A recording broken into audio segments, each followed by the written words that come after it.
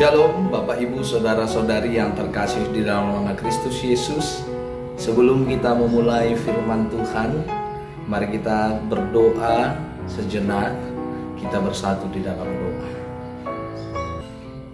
Kasih karunia dan damai sejahtera dari Allah Bapa menyertai kamu sekalian.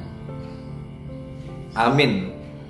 Bapak Ibu Saudara-saudari yang terkasih di dalam nama Kristus Yesus, kita berjumpa lagi dalam renungan harian HKBP Distrik 29 Deli Serdang bersama dengan saya Pendeta Tondi Simbolon, Sarjana Teologi yang sekarang melayani di HKBP Penara, Resort Simpang Penara. Bapak Ibu Saudara-saudari yang terkasih di dalam nama Kristus Yesus, firman Tuhan untuk kita pada saat ini didasarkan pada Filipi pasal yang kedua ayat yang kelima. Lah kamu dalam hidupmu bersama menaruh pikiran dan perasaan yang terdapat juga dalam Kristus Yesus.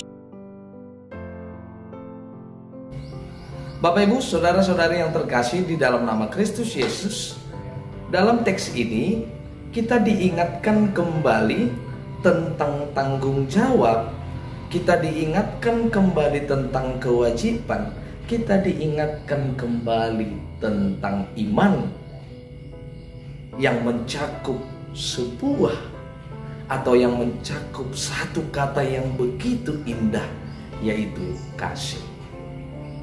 Bapak Ibu Saudara-saudari yang terkasih dalam nama Kristus Yesus, dalam teks ini Paulus mengingatkan kembali kepada orang-orang yang menjadi orang Kristen, pengikut Kristus, bagaimana pentingnya mengenal lebih jauh tentang kewajiban seorang Kristen. Satu hal yang pasti yang mau dikatakan dalam teks ini adalah kewajiban orang Kristen yang selalu menghidupi kasih. Tentu ada buah-buah roh yang tertulis dalam Alkitab seperti kasih, sukacita, damai sejahtera, kesabaran, kemurahan, kesetiaan, kelemah lembutan, penguasaan diri. Yesus juga menyatakan hukum kasih. Meski di dalam hukum kasih itu selalu bertentangan dengan orang-orang Yahudi pada saat itu. Tetapi yang mau ditekankan bahwasanya orang Kristen itu harus didasarkan dengan kasih karena Allah terlebih dahulu mengasihi manusia. Bapak Ibu Saudara-saudari yang terkasih dalam nama Kristus Yesus, teks ini dilatar belakangi dikarenakan bahwasanya jemaat Filipi itu membutuhkan sebuah kesatuan. Itu makanya dalam Filipi pasal yang kedua ayat yang kedua dikatakan, karena itu sempurnakanlah sukacitaku dengan ini, hendaklah kamu sehati sepikir dalam satu kasih, satu jiwa, satu tujuan. Nah, teks ini juga menyatakan demikian, bahwasanya pentingnya kesatuan yang didasarkan kasih. Pentingnya kesatuan yang didasarkan kesadaran akan kewajiban bahwasanya Tuhan itu datang mengasihi manusia. Untuk itu orang-orang Kristen juga dituntut untuk saling mengasihi dalam kehidupan sehari-hari. Bapak Ibu Saudara-saudari yang terkasih di dalam nama Kristus Yesus, ahli sosiologi menyatakan bahwasanya manusia itu adalah makhluk sosial. Apa yang mau dikatakan? Manusia tidak bisa hidup sendiri. Manusia tidak bisa hidup tanpa orang lain. Itu makanya dalam sejarah penciptaan juga Tuhan menciptakan Hawa untuk menjadi penolong yang sepadan. Demikian juga manusia itu tidak bisa hidup tanpa orang lain. Maka jika manusia itu tidak bisa hidup tanpa orang lain, bagaimana mempertahankan hubungan yang baik sesama manusia adalah kasih. Dikatakan dalam teks ini juga bahwasanya orang-orang yang melaksanakan kasih itu jangan pernah takut di dalam kehidupannya. Karena jikalau dia dalam kesesakan, karena jikalau dia dalam kesedihan, akan menjanjikan sebuah penghiburan kepada orang-orang yang selalu merindukan kasih dalam hidupnya. Karena ada kasih, tentu itu berlandaskan belas kasihan dari Allah. Bapak, Ibu, saudara-saudara yang terkasih di dalam nama Kristus Yesus, sering sekali kita menemukan konflik di dalam kelompok, konflik di dalam rumah tangga, konflik di dalam pergaulan, konflik di berbagai tempat. Dan tak jarang konflik itu berasal dari ketidakmampuan orang lain menerima kelebihan orang lain.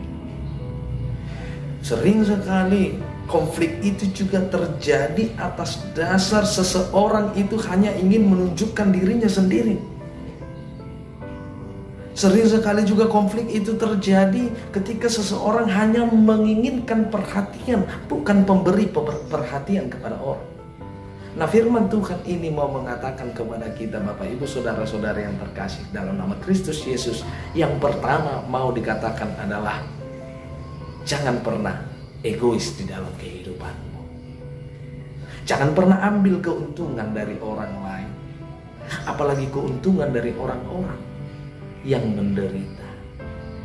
Yang kedua yang mau dikatakan pada teks ini, untuk menjalankan kasih itu tetaplah senantiasa rendah hati, menghargai orang lain, karena apa yang saya tahu belum tentu orang lain tahu, dan apa yang orang lain tahu belum tentu saya tahu. Kita saling dilengkapi.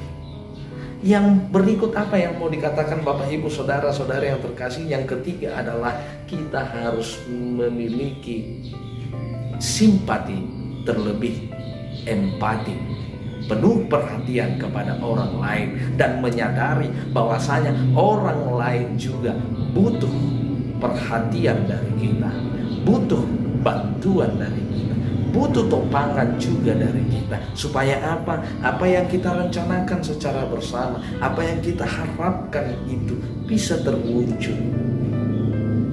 Dan jangan pernah malu, dan jangan pernah sungkan untuk memohon, untuk meminta bantuan dari orang lain. Karena apa? Sadari dan imani bahwasanya ketika ada seseorang yang memberikan bantuan menjadi buah kasih kepada kita, itu adalah perintah Tuhan. Dan kita harus menyadari ketika kita juga diberikan kesempatan untuk menyalurkan kasih kepada sesama, kita harus imani kita dipilih Tuhan untuk menjadi saluran berkat bagi orang lain. Mari Bapak, Ibu, saudara-saudara kita menjadi saluran berkat, menjadi kemuliaan bagi namanya. Amin, kita berdoa. Terima kasih Tuhan buat firman yang telah kami dengarkan. Ajarkan kami untuk menjadi saluran berkat, menyalurkan kasih-Mu yang telah kami terima terlebih dahulu, agar hidup kami menjadi berkat bagi sesama. Tuhan kami serahkan hidup kami pada satu hari ini ke dalam tangan-Mu. Di dalam nama Kristus Yesus, ampuni kami dari dosa dan pelanggaran kami. Amin.